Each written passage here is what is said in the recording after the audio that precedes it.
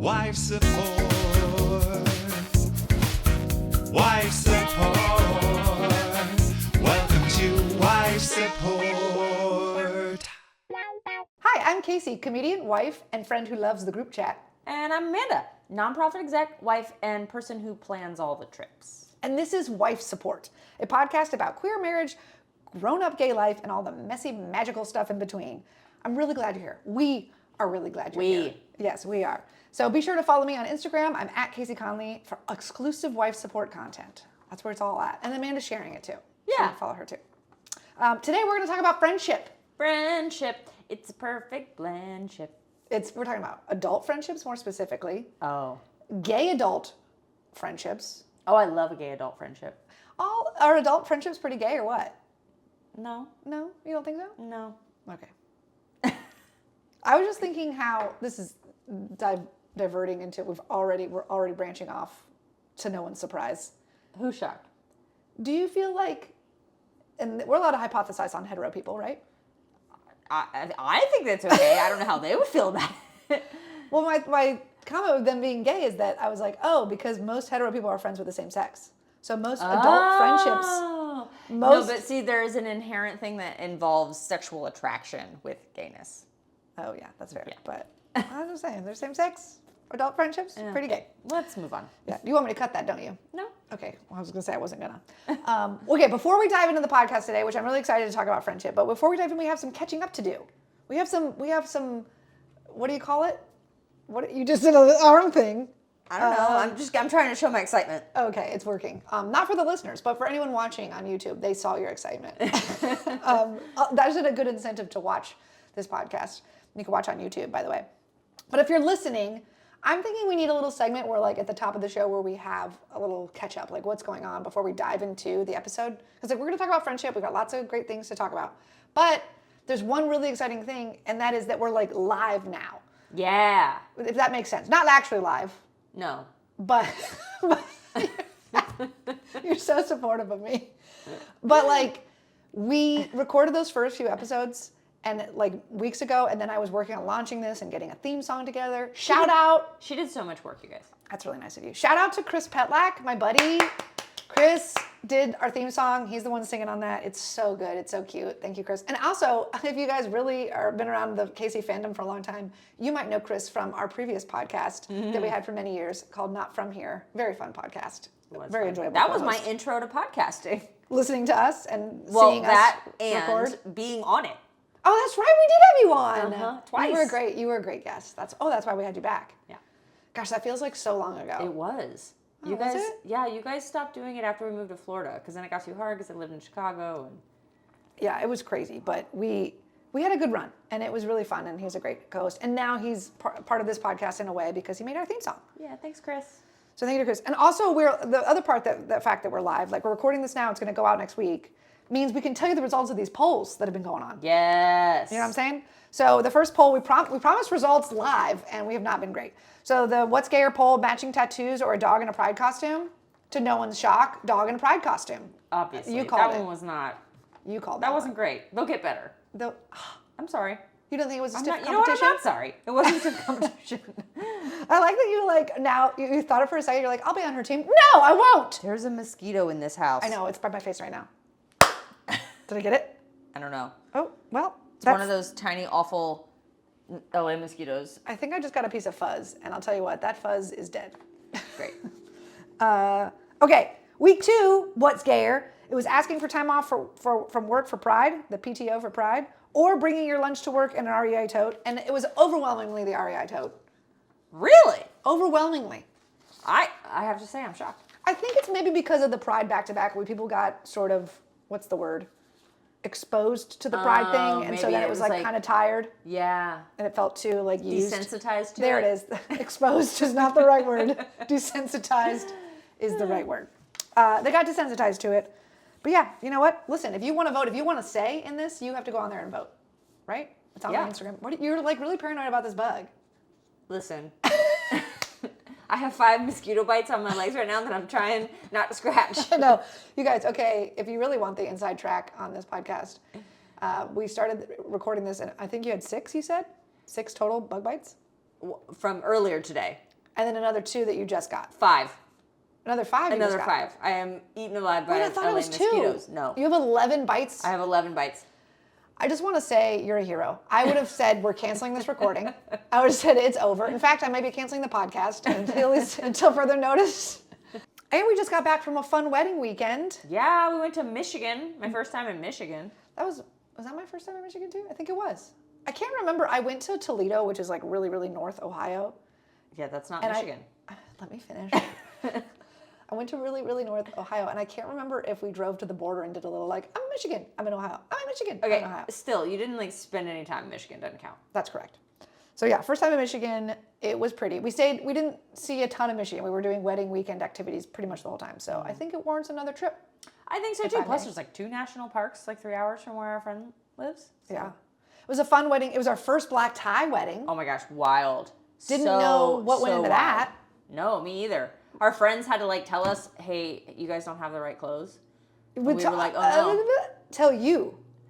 Okay, you wore a jumpsuit. That's not fair. But it ended up being a black tie appropriate jumpsuit, so I didn't have the wrong clothes. But Blah, thankfully, blah, blah. a month or so before this wedding, we were at the bachelorette party. Bachelorette party. We were at the bachelorette party talking about the wedding and like what everyone's gonna wear, and Amanda stumbled into, I have the wrong attire. Yeah. Well, I didn't stumble into it. Our friends made it known to me. They were like, no, you can't wear that, honey. Yeah, we were like And I talking was about like, what you were gonna wear, and you were Speaking like, of friends, thank you for being good friends and telling me that and not letting me show up inappropriately dressed. I just mean you stumbled into it because we were just having that conversation, Oh, I guess and that's then true. they were like, you can't wear that. Yeah. Because it's not like we were like, what's allowed? We thought we had appropriate attire. Yeah. We were just like talking about what we were wearing.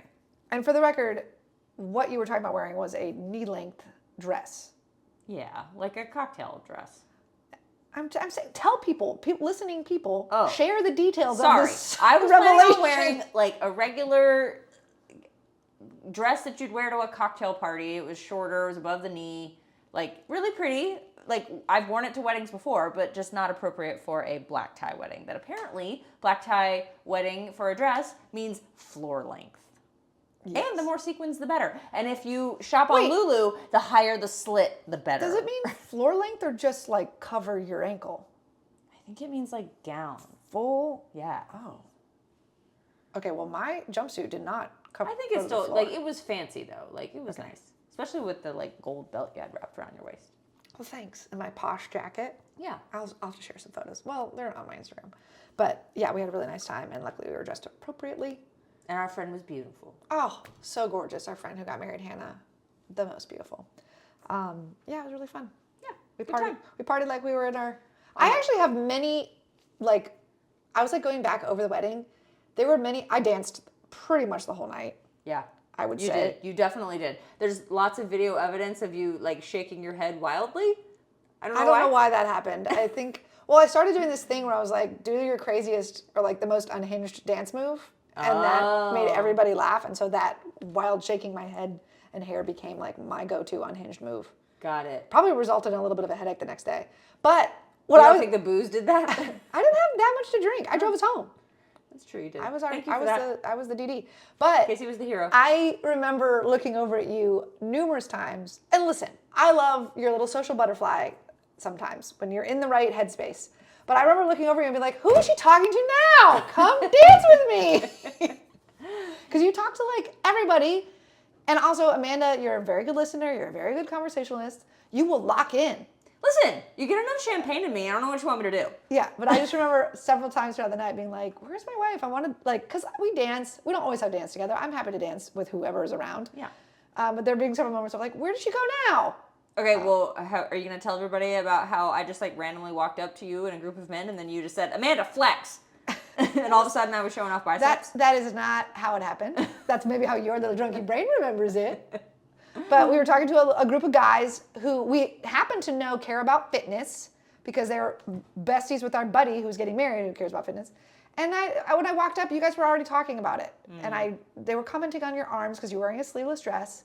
And so yes, I maybe made you flex to show off your Very biceps. embarrassing now that I soberly think about it. I think what was more embarrassing for you in that moment is that I also was like, wait, flex your legs. And I She like pulled out my dress. No, you had a slit in it. And I just was like, look. Whatever. You work out really hard and I feel like it needed to be shown off. So Thanks. Let's move on. that's what we did. Anyway, okay, now let's get into the meat and potatoes, if you will. Okay. Today we're talking about friendships, more specifically queer queer friendships. And I think, listen, all friendships are great. We have lots of straight friends, and I love them too. But I'm just saying, like, there's something about the validation and feeling seen when you are like friends with another gay person that absolutely. is a deeper connection. There's like an understanding that's just a little different. I don't know that it's a lot different than two women versus a woman and a man. Like, there's just a different shared life experience there that leads to a deeper understanding when I'm talking about like two gay people. Yeah. You know? Yeah, I would agree with that. So I don't want to say that like any friendship is greater than another, but when we first moved to LA, when we were living here together, and a big thing, just a theme in my life, I'll speak for myself, I didn't have a lot of gay friendships. I had a lot of friends, bragging, but I didn't have a lot of gay friends. I feel that I was lucky in that I did, and when I was first coming out, and then in my early 20s before I moved out here, because I played sports in college, and then continued with like a group of athletes post college. Like, it just sort of lended itself to. Yeah. We called it the gaggle of gays. You had a name for your friend group, for crying out loud. The fact that you needed a name. Yeah. Also, the fact that you have a name for your friend group and you don't want me to give a name to our little segment of catch up. I just don't think everything needs a name. I want to name the opening segment Gay Gab, Wife Roundup, or Dilly Dallying. Do you want to name it dilly dallying because you can't do anything but dilly dally? Maybe. But what are we? We're dilly dallying talking about the topic at hand. No. Oh yeah, that's exactly what we're doing. Yeah, the beginning chit chat is dilly dallying the actual episode. I don't think a catch up needs a name, but if you want to call it something, you do you, boo boo. What if we named it though, and then we could get sponsors? Like if we called it catch up, maybe Heinz would come on board. Where's the eject button? Are you more of a Hunt's gal? Where's the eject button? Also, yes. And wait, do you like Hunt's ketchup better than Heinz? Yes. Really? It's so watery. It's like ketchup on mute. Okay. Wow. I don't think it's good. I like Heinz, as you noticed. I don't know that I really had a strong preference until this conversation, but like I have a strong preference for Hunt's tomatoes, so that would lend me to Hunt's ketchup, I think. We might have to do a taste test for you. We might. Also, I don't really care for ketchup that much. It's fine. Well, on a hot dog, fine. That actually makes sense because if you don't really care for ketchup, Hunt's has less of a ketchupy taste. It's like nothing. I believe you. Okay. Well, I'm glad that. But Hilda Falzone is strong on the Hunt's only tomatoes. That's my grandmother. Went in our secret family sauce. Yeah. Like you cannot use anything but Hunt's. Listen, I'm not trying to come at her tomato sauce. I wouldn't dare. But as far as ketchup goes, I'm more of a Heinz gal. Okay.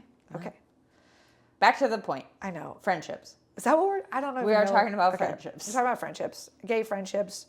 Well, you know what? I want to go back to something you said. You said that, you're not sure that it's that different than like any other like two female or two men but I want to say I think there is a different shared experience with gay friendships. It doesn't have to be two lesbians or two gay men or two trans men. It doesn't have to be any of that. It just people with a gay experience it's a shared bonding over a hardship. Yes, which is the difference, I think. I was only trying to like show the shared experience. Yeah. And how that can bond you closer. Totally. I'm not trauma bonded. Yeah. Oh my gosh, maybe. I'm not trying to, one's not better than the other or worse or better or whatever. Correct. I agree with that. Okay.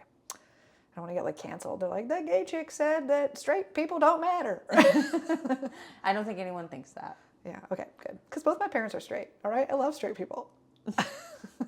Also, we have some very, very good friends who are straight. They're very true. Okay, so, the other thing I mentioned is that I didn't have a lot of gay friends. Mm-hmm. I came out later, and I do think that, like, friendships change by the, like, time in your life, like, how old you are. Like, I remember early on, we'll skip maybe teenage years even, but like in your 20s having a ton of friends. Oh yeah. Like early 20s especially. And then I feel like as you move into your 30s, it really whittles down into like the people you feel more connected to. And yeah, because people's lives change, and like you're not so like readily available to do anything, like, and go hard until 2 a.m. every night and then get up and go to work the next day, you know? Like you have to pick the experiences that you want to have with other people. is that when you start learning to say no? Is in your mid to late 20s, you start being like, I want to be more like guarded with my time and choosy about what I say yes to? I don't know that there's a specific time frame in which that happens. I think there are plenty of people who are 40 who are still figuring that out. I feel like maybe it was in my early 30s. I was like, oh, what is it? Someone said no is a full sentence. Yeah. I love that. Well, you don't need like a reason behind it. You don't need an Yeah. explanation, any of that. Yeah. So like when someone asks if you want to do something, all you have to say is, I can't. yeah. You don't have to say like, I can't because they make up some excuse. Yeah. It's a full sentence. Exactly. But I do, so I think it's like quantity over quality, maybe in the early years, and then it slowly whittles down and it's more tied to like jobs or whatever. Or like you just become more intentional with your friendship. And that's what I've certainly seen. And one of the biggest intentions we had was, I was like, I would like more gay friends. Yeah. And I think I remember doing this when you first moved to LA. We did it intentionally for you, which I think we'll get into. But that was just for you to have friends that weren't like. Well, yeah, I was seeking out friendships, and it just happened that the people we found were gay, which was fun. Right. And then separately, I remember wanting like, I need more gay friends. And it was hard to talk about it because I didn't want to offend all the lovely straight friends I had. And I was very deeply connected to. You know, I remember us talking about it. So we lived in Los Angeles for, 10-ish years together before we moved to Florida for a bit for my job, and then we moved back to LA. And I remember before we left, starting to kind of talk about it a little bit more. Like, I wish we had more gay friends, ones that like we could like go out with, and like, Specifically pride stuff. Or like other Gay queer clubs, events, because that was yeah. kind of starting to come on the scene here. And then, and then we ended up moving. And I think that's where it really solidified for me, was we were trying to find community and build friendships, and there was nothing. It was the vast wasteland. You're talking about Florida? In Florida. And so it was like, I love that you had to say no more. I was like, wait, she's talking about Florida. We struggled to find friends, like people that we connected with at all. Like anyone like-minded. Yeah. And then hang it up on finding a gay friend. Yeah. Well, I think we found separately, we found some like-minded people that we enjoyed, and then we found some gay friends. Yeah, I guess. Do you know what I mean? There wasn't a lot of overlap. It was like, oh, these are some friends that like maybe we could like play this sport with, and then yeah, it was rough. Now, granted, we didn't have a whole lot of time upon getting there before like everything got shut down for COVID. True. Or we shut down for COVID, because as people may remember, Florida didn't. No. It didn't happen in Florida. But then, then when we moved back, we came back to a community and our family that we had here, our chosen family. And even then, it was like we have these like lovely people that we love spending our time with, but this is important to us. We feel that we have a little bit of a void. We'd like to have more gay friends. And so we sought out on that opportunity. Yeah. Together. Yes, together. But I do think, even just the way you talk about it, like you have been so much more intentional with your friendships, and I think keeping those friendships, that's one of the things I really admire about you. Oh, is that what nice. I think I've told you this to your face, and I'm like, I admire the kind of friend you are, and like I try to be that friend. Like I've started setting reminders in my phone to like follow up on things friends said, because my memory's always been really bad. But I've felt on the other end of that how it feels when you tell someone something, like it could be something really mundane, like I'm starting this new workout program, and then a few days or a week later they're like, hey, how's that workout program going? Yeah. That small thing can make such a difference. It's like, I don't know, it's like meaningful to me. So. And so I've had little moments like that where I'll have a conversation with someone and I'll be like, I want to make sure I ask about this later, and I'll just set the reminder because I know I'll forget. Well, I whatever. think that's really lovely. And like you've done what you have to do in order to make it happen, and all that matters is that you've done it. Does it feel like I'm cheating? Like, is it No. like a cheat code to friendship that I'm like? No. I hope it doesn't feel like. I hope if the friends I've done that for ever learned that I did it with a reminder, they didn't feel like manipulated. Because I'm truly, like you made a face. I don't think that they would think that. That's silly. I think they would applaud you for Yeah. like, oh man, good idea. The effort is there, I Yeah. promise you. The care is there. But you've always like been really good about, I mean, we've talked about how in social situations you tend to be someone who like wants that one-on-one time. You like pull somebody aside even. For better or for worse. Yeah, like I mean, I'm the youngest child. I always just want to be the center of attention, making jokes. I don't know, maybe on stage. But yeah, I always like to be sort of like the floating around. It's just like quippy things, making puns, making sure everyone's having a good time. Everyone's drink is full. Kind of like on as the host, even when I'm not hosting. But that's part of the reason that people flock to you and that like you're fun to be around because you make the time fun. And then once you kind of break past that shell a little bit, then you have really worked really hard to be more open and vulnerable and have more intentional friendships over the last few years. You know, But it's all modeled after you. I mean, well, it's I don't know. I About appreciate what you're saying. Thank you. But it's because I've watched. It's more. It's like I'm playing the long game after seeing how your sort of almost innate personality has brought you close friendships. Oh, my shyness, you mean?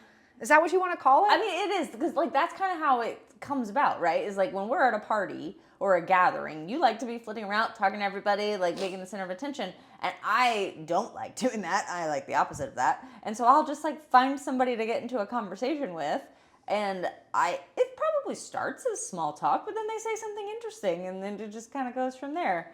I like a one-on-one conversation better because I'm not great at small talk. Well, I think you're selling yourself short because essentially exactly what you're doing is small talk. Well, Until it gets to something you, like you said, interesting. That's all it is. I guess that's true. I also think there is something that like we kind of have differing about our lives that maybe shaped this. That I moved a lot when I was a kid, and so I had to, if I had relationships with people that I wanted to keep, I had to find a way, even as a child, to do that. And so I was like used to keeping up friendships. You know, like my best friend in the entire world we met our first weekend in college. And I think we haven't lived in the same place since 2010, and yet we still have the same level of friendship. We talk, you know, we text every day, but when we talk a couple times a week, but like it ebbs and flows and it never changes, but we're still so close because we both made the effort. I also think it's maybe because you guys are both similarly, you have the same like outlook and I don't know if you call it love language, friendship language, would you call it? Yeah, I've called it love Because language. you're on each other's level with that. Yeah, You know? that's true, I guess. Simpatico. I am very thirsty all of a sudden. Okay. Can we pause and get a drink? She has the drink. We're happy again. It was like, do you know like when you're so thirsty all of a sudden it feels like there's sand in your mouth? Yes. That actually happened to me earlier today. I was actually like having trouble listening. I was like, I can't focus. Well, welcome to the bubbly water. I was complimenting you and your friendship, and the other thing I wanted to point out was you're really good at being a phone person. You were able to make the phone calls when you're out walking the dog or driving your car or whatever, and you don't mind just sitting and chatting. I think the biggest thing is you don't mind just sitting in the house chatting with somebody. That's true. That I'm not good at. I'm not a phone person. You've never been a phone person. Oh my gosh, even when we were dating long distance. I know. I can do. Was I really bad at it even long distance? You weren't bad at it. I just remember you saying like this is unusual for me because I really don't want to talk on the phone. I don't. If I'm driving somewhere or if I can occupy sort of that, what do they call it? That other brain, that like routine whatever brain, then I can be good and like present and listen. Yeah. But otherwise I get way too distracted. I can't focus. I can't like listen really. But you're really good at texting. Well, thank you. Girl loves a group chat. I do love a group chat. I think it's fun. I love a GIF. I love a funny emoji. I love a react, whatever. I love those. I don't know what that is, but that luckily when we were in our long distance phase, texting was like the biggest thing anyway. Texting was huge. So we were I guess it was. blowing each other up. Also, by the way, we've had a few weeks down into this podcast. We've got a few listeners. We got a request for a topic. Oh? Somebody has asked us to talk about our like how we did long distance. So stay tuned for that on a future episode. I know. Okay. Future episode. You know what you should talk a little bit about, because I've actually mentioned this to people and they're like, oh, tell me more about that. You should talk about how you've been trying to like build deeper connections with friends who moved away with your 7-minute phone calls. Oh, yes. I think I saw this in a New York Times post. It was like a New York Times little newsletter, e-newsletter deal. But basically the premise was, instead of like putting off that phone call to your friend that you haven't spoken to in a long time, create this like 7-minute phone call where the agreement beforehand is that it's just going to be a quick catch up. Like you don't have to be like, well, I haven't talked to them in 6 months, so this phone call is going to take an hour and a half, and I don't have an hour and a half, so I'm not going to call them. Can be a barrier to entry. Yes, exactly. And so I started these 7-minute phone calls. When I read that article and I was like, I love this because that's me. Like I'm just driving to the gym, or I'm just going for a quick let Finn out. I'm only going to be outside 10 minutes. Excuse me. So that ended up being the best thing. And I told those friends that I wanted to use this with ahead of time. I said, hey, I read this thing about the 7-minute phone calls. I think it would help us keep in touch more often. Just so you know, next time I call you, I'm only looking to talk for like 5 or 10 minutes. Yeah. And I think telling them, same thing on the other end, the expectation of, oh, she's not calling for an hour-long catch-up. If I'm just driving, I can answer. That's lovely. Yeah. Yeah. And it really worked. I think I used it on. I shouldn't say I used it on. I did it with. This might not be better. But I engaged this methodology. Oh man, that was tough. Yeah, you'd think I was still thirsty. I did that with like 3 or 4 different friends. Okay. And have you kept it up? I have. I mean, to varying extents. I think when I first started doing it, we were doing those 7-minute phone calls like every other week, and now it's like maybe once a month. But Hey. same idea. Yeah. Yeah, it's been really good. So yeah, sometimes it's that barrier to entry like you're talking about that can be too much. I think that ties in a lot too to like how friendships change as we get older too. Of like you talked about how you have all of these friends when you're younger that are based on proximity or shared things that you do, and then now you have other priorities in your life. You have work. You in your case have 2 jobs with comedy and the other job. The other job. You the have day job. your family. You have the things that bring you joy. And so like. You have to be intentional about the way that you spend your time and who you want to spend it with.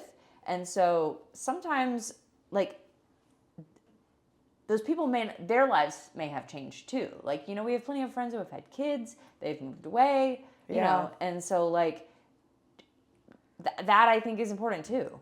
Yeah, no, you're right. I remember going through it. I got a preview to like what it's like when friends have kids, because both my sisters who I was close to had kids. No.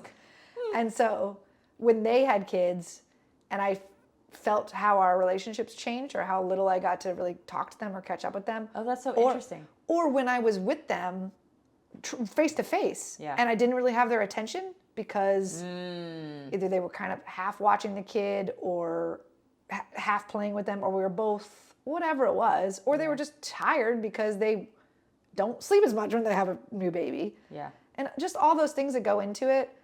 And the time it took for them to sort of come back around to be like, okay, now I have a kid, but I'm able to at least engage, basically the kid getting older, right? Then I can engage a little bit better and be like an adult in the world more. But so I had a preview of what it was like to have friends with kids with my sisters. Yeah. And then having friends go through that same thing. I knew the joke is always like, well, say goodbye to that friendship. And it's true to some extent. I mean, excuse me, you don't have to say goodbye forever. But and you have to say goodbye to what the friendship was. It's going to change. Yeah. And that doesn't have to be the end of it. And it doesn't have to be a bad thing either, as long as you're willing to accept what the newness is, and the friends on the other side are willing to also participate. Yeah, you don't want it to be one-sided, that's for sure. Or maybe just like in a relationship, it can be one-sided for a little while. Yeah, that's true. I think that's true. Until, they can give more. If you're willing to give, to make up the difference in the meantime, that's okay. Yeah, and I think those life changes what put us on that journey of trying to find gay friends, certainly, but also like trying to expand our friend group a little bit, just so that, I remember finding new friends and being like, do you guys want kids? Yeah, it's like one of the first questions we ask. But it's funny how much it feels like dating. Totally. Let's get on the same page about this kid thing. Well, listen, we don't dislike kids. We just don't want to own any. Yeah. So we like that dual income, no kid life. I might have to amend that statement. I don't often search my feelings on kids. I don't like a lot of them. Yeah, I guess that's true. I mean, like if I'm really, like you're saying, I don't, like if there's a kid in this room right now, I don't know if I would like them or not. I need to meet them. But like There's a handful of kids that you're like, yeah, you're cool. Yeah, there's literally a handful. So I'm assuming And that half of that handful are probably related to you. yeah, or like related by default because we're so close to their parents. Yeah. But yeah, I think I've always said like, oh, I like kids. I just don't want to have them. And the older I get, I'm like, do I like kids? I was just out at the park with one of our dear friends who we've gotten close to because she has a dog. And so we'll see her out there with our dog every day at the park. And we were talking about kids and she's like, oh, I hate kids. It was like, wow. There was something really freeing in the fact that she was just like, No. I don't like them. And she doesn't feel anything about it. Yeah. And I was like, you know what? I may be closer to her and I just like some of them than I am to like, do you know what I'm saying? Like, Yeah. I think it's like, I think I've always painted myself as like, well, I like kids. I just don't want to have them. And I think it's more like, I don't like kids. I just like some of them. Yeah. And I definitely don't want to have any of my own. Yeah, I definitely don't. Even if I might like those. What if you don't like them though? See? What do you do? You never know. What if you have kids and you don't like your own kids? Is that possible? I mean, I'm sure you don't like them all the time. Well, that's fair. I think we know that for certain, actually, based on one of our groups of friends. Yeah. Not their entire lives. Yeah. Not all the time, every day, 24/7. I mean, I'm sure I wasn't. I was a freaking twat, I bet, when I was a kid. I mean, listen, do you know what the code word is for calling a kid a twat? Pistol. I used to get called a pistol. You're a pistol. Oh, That means you're freaking annoying. Yeah. Yeah. You know, there's like code words for adults to call children stuff. We need to do it, by the way, this is just telling me we need to do a children episode. I'm going to write that down. Okay, but also, like, my favorite is when you catch somebody and they're, like, meeting a child and they're like, oh, they're so sweet. That's code for that kid ugly. I did not think I thought you were going to say shy or Because normally, you'd say, like, oh, they're so cute. You know? But if you don't... You got me. I thought you were just going to say they were shy. I didn't know you were going to say ugly. For the people who are watching on YouTube, I am massaging my cheeks because they hurt from the intense smile. I gotcha. You did get me. That was good. Okay, well... Wait, one more. Okay. When you see a kid and they're like, oh, they're like an old soul. Nerd alert. Ouch. Is that what they called you? Well, probably. Actually, like no. old soul is like- My mom said that people used to call me manipulative. What? Because, I mean, I still do this as an adult. Like, you know, I'll kind of charm my way in. To getting what you want? Yeah. Wait, how old were you? The earliest memory I have of this, my mom telling me when we still lived in Jacksonville, so before we moved to Orlando, I was probably 3, 4. She said the next door neighbor told her that is the most manipulative child I've ever met in my life. And it was just because I would go over there and then I'd like sit on his lap and then he'd give me popsicles. That's ridiculous. I know. I honestly feel like when you're that age, you don't have enough sense to cover up what you're trying to get after. Like, you want something out of whatever you're doing. Yes. And you're not mature enough in your like understanding to like be sly about it. No. So you're literally just like, if I do it again, can I have a popsicle again? Yeah. Pretty much. Anyway. Good Okay, times. so all that is to say, like, what we're trying to really say here is that it's okay to, like, lose friends and to have friendships change as Yes. you age. Absolutely. That's just going to happen. It's natural. Also, I have a note here to talk about this, and there's no good segue, but I wanted to note that it's okay to be either way. The way Amanda is, where she like wants to dive into a deeper friendship right away, is it's just natural for her to have one-on-one time, or to take a little longer, like me. Mm-hmm. And the way that I like to equate it to is, it's like how I feel about hugging. Because I don't like to hug. No. I'm not a hugger unless we're close. Yeah. Then I love to hug. I'm very snuggly. I'm very affectionate. I will never forget the time you told me, when you were trying to tell me that you really didn't like hugging and you weren't, like, you needed to embrace that in your life. You were like, I just, like, why would I want to press my body up against your body unless I'm dating you? And I was just like, I never thought about a hug like that. Wow. Yes, it's literally just kind of like weird. pushing yourself up, like, let's press our chests together. Like, I don't want to do that if I don't care about you. Dating you at the time, for sure. But then it's like, Yeah. Now it's like with my closer friends, I definitely want to give them a hug when I miss them. Like that's a great form of affection for me. But the way that we default to hugging, some people hug to shake hands, like to meet for the first time. They're like, What? I'm a hugger. That's I'm psychopath like, behavior. I don't like it. No. I think it's like, it's become like a default greeting for people. And that's fine if you like to hug and you like respectfully find out if the other person is. But what always happens, and I may have already said this on this podcast before, but what always happens is that someone comes in for the hug while they literally are saying, I'm a hugger. And it's like, what am I supposed to do at that point? Like, no, and like slam your hands down? Not. What's the hug version of the like fist bump, high five, space dock? Where, you know, Yeah, like you go instead to of fist giving, bump and like- you hit the high five? Yeah, so instead of hugging, what do I just like, I could high five their two hands out. They go to hug and I'm just like, yeah. Maybe that'll work, but I don't know why people do that. It drives me nuts. Or when they want to give a hug, but like, it's not a real hug.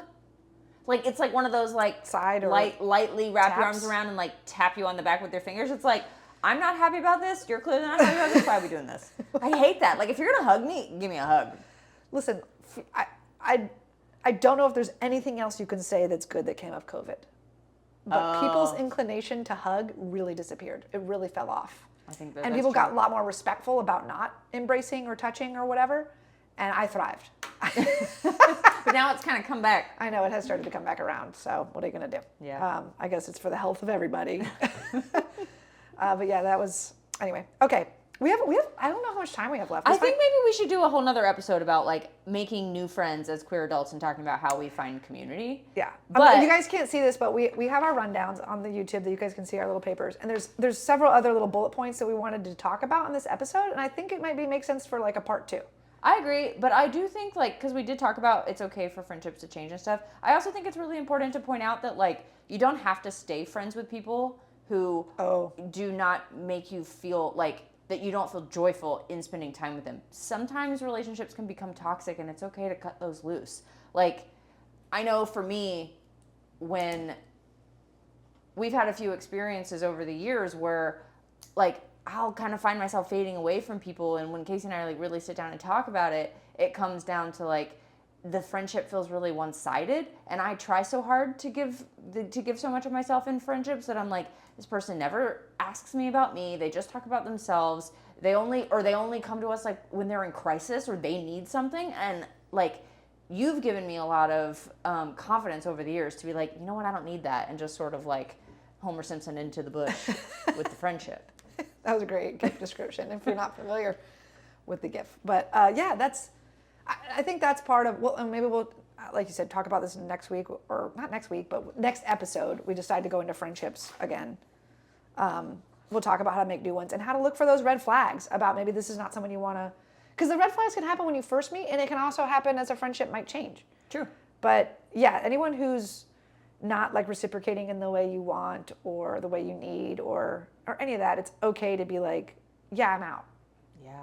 Somebody who doesn't lift you up, if they're like competitive with you. We always, I think there's 2 great metaphors we use in our group text a lot, or when we're done hanging out with our friends, we'll be like, that really filled my cup. And I think that is the best way to like encapsulate what we're talking about. Like if spending time with these people fills you up, you know what I mean? And makes you feel like yourself again. Yeah. That's the kind of friendship you're looking for. Definitely. Ones that fill your cup. Or I think we've also said like lights you up. Mm-hmm. When your lights are low, or recognizes that your lights are low. That's the thing we say to each other, like, your lights are low, how are you, how's your spirit? That's true. Or friends that like you can be really honest with, that you're like, you know what, I'm really like, my lights are low, I'm not having a good mental health day, like I know we had these plans, can we not? And they're like totally supportive of that. Like, you take care of you, I'll be here when you're ready. Like that also. I also just love a friend who will ask something like that, like, how's your spirit? Like, or the friend that like will be like, how are you? And it's not, you don't have to give like I'm good. Yeah. You can actually like say how you are. Yes. You know what? And when they ask, they're expecting you to say how you really are. Yeah. And not just like that whatever answer. Totally. Now we're just like listing all the best friend qualities. That's because our friends are the best. We are. They really are. And you're included in one of those. Aw, you too. Okay, so we're going to do a part 2 of this. I don't think it'll be next week because we already have a topic for next week. Yeah. But we'll do it soon. We'll do friendship, like meeting new friends, and kind of wrap this up. But thank you guys so much for watching, listening, whatever you're doing. You know, oh wait, we have to do What's Gayer. Oh my gosh. My favorite you segment. almost forgot. No, I could never. It's time for our favorite segment. Is it ours or is it mine? It's definitely your favorite segment. I think it's fun. Okay. You don't like it because it's supposed to be what's more gay. I have set the grammar book on the table. I'm just rolling. Okay. Well, it's time for my favorite segment that Amanda enjoys. What's gayer? Okay? There's two options. There's 0 heterosexuals, and there's only one winner. I said that in the wrong order. That's okay. Okay, good. All right, this week's choices. Are you ready? Don't read them. Okay, I like to surprise you. Okay, I'm ready. Did you already read them? No. Okay. Matching outfits with your significant other. Okay. How many times have we done that? I mean, And so hey, much. Spoiler alert, we're very gay. So matching outfits with your significant other, or people asking if you're sisters/related. Oh boy. Okay, well, wait. So these are things that would happen with your significant other. Yes. What's gayer? Matching your outfit with them or being asked if you're related? Okay, let me throw a wrench in your giddy up here. Wait, that's mixing metaphors. I meant to say a hitch in your giddy up. Okay. What if your significant other is one that likes to have family photos made in which you all have to wear like jeans and a white shirt on the beach barefoot? That's pretty gay, first of all. Okay, say that to all the southern people in Florida. I'm just taking saying. their family photos at 4th of I July. mean, it's like an early 2000s kind of gay. Do you know what I'm saying? Do you understand the usage? I understand. Here? Yeah. Okay. No, I mean matching outfits with me. Like literally this weekend, twice we accidentally complimented each other. Yeah, we did Oppo. It wasn't a complete match. It was somehow. I think your outfits implant themselves into my subconscious. So I'll see Amanda, and then if I'm not matching her exactly because I've avoided that, I've been like, oh, she's wearing a burgundy top. Don't wear a burgundy top. Great, check, no problem. And then all of a sudden I'm wearing burgundy shorts, which is what happened this weekend. You had a burgundy. Well, you had a burgundy shorts on and you had a burgundy top and tan shorts, tan linen shorts, and I put on a tan top and burgundy shorts. So we were oppo coordinating, and then we went out in the world together. Yeah, it was fine. Okay, I think the asking if you're sisters or related, that never happens to straight people. Well, I mean, I guess it could.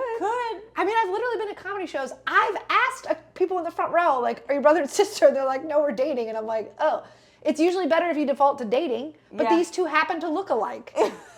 And so I really thought they were related. Well, the worst part, though, is when you're gay, unlikely that you look alike. Well, I feel like looking alike is kind of one of those like tropes sometimes. Okay. Early on, especially when you're like, I'm attractive. Let me just find someone that looks like me. Okay, well, what's your vote? What's my vote on what? For What's Gayer? Oh. We're literally playing your game. I know. Okay, your vote? this is really hard. I'm going to go matching outfits with your... It's matching outfits. Yeah. It's matching outfits for me. That's pretty gay. But you guys, we want you to vote. Vote in my story. It's at Kaycee Conlee. I'm going to put the vote up. Every Tuesday it'll be up when these episodes go live. So you have 24 hours to vote from the moment I get up and put the story up. And then we'll call the winner next week. This has been really fun. We'll tune in for part 2. Yeah. I think moral of the story is that friends are fun. That's the moral of the story? Okay. Do you feel like, is that a good wrap up? Yeah. If listening to this episode made you think of your best friend, you should send this episode to them. How about that? Aw, paging Dr. Scooter. There you go. It's time. All right. Thanks for watching, everybody. I'm Kaycee Conlee. Or listening. Yeah. Oh. This is wife support. Bye. Bye.